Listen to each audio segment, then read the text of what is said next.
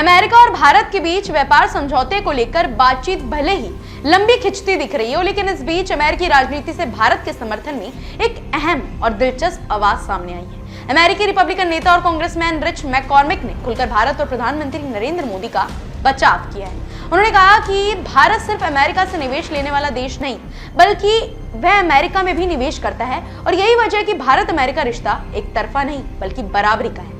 McCormick ने यह भी समझाया कि प्रधानमंत्री मोदी जो फैसले लेते हैं वे किसी दबाव में नहीं लेते, बल्कि अपने देश के हित को ध्यान में रखकर लेते हैं। उन्होंने भारत द्वारा रशिया से सस्ता तेल खरीदने के मुद्दे पर भी संतुलित राय रखी।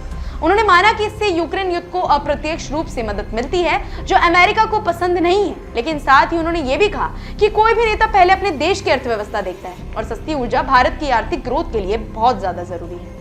मैककॉर्मिक ने ये कहा कि मोदी अच्छे मायनों में बेहद राष्ट्रवादी है और यही एक मजबूत नेता की पहचान होती है।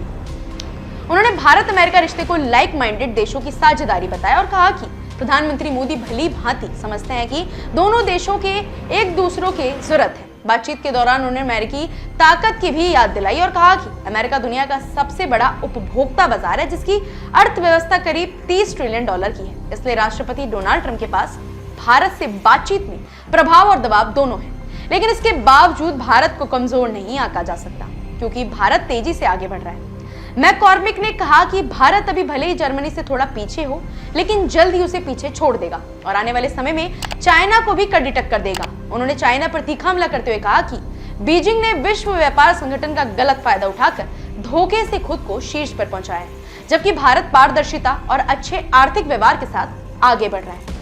यही वजह है कि अमेरिका चाहता है कि भारत के साथ रिश्ता संतुलित, भरोसेमंद और ईमानदार बना रहे, ताकि ये किसी भी तरफ से शोषण वाला ना बने। इसी चर्चा में डेमोक्रेटिक सांसद एमी बेरा ने भी साफ किया है कि अमेरिका पाकिस्तान के साथ किसी भी नई रणनीतिक साझेदारी की तैयारी नहीं कर रहा, क्योंकि वहां अमेरिकी कंपनियां अरबों डॉलर का निवेश नहीं कर रही, जबकि भारत में बड़े बड़े निवेश हो रहे हैं। इस पर मैककॉर्मिक ने जोड़ा कि पाकिस्तान की आबादी भले ही करीब 30 करोड़ हो, लेकिन वहां ना तो निवेश का भरोसा है और ना ही वैश्विक भरोसे का माहौल, जबकि भारत न सिर्फ निवेश ले रहा है बल्कि दुनिया में निवेश दे भी रहा है।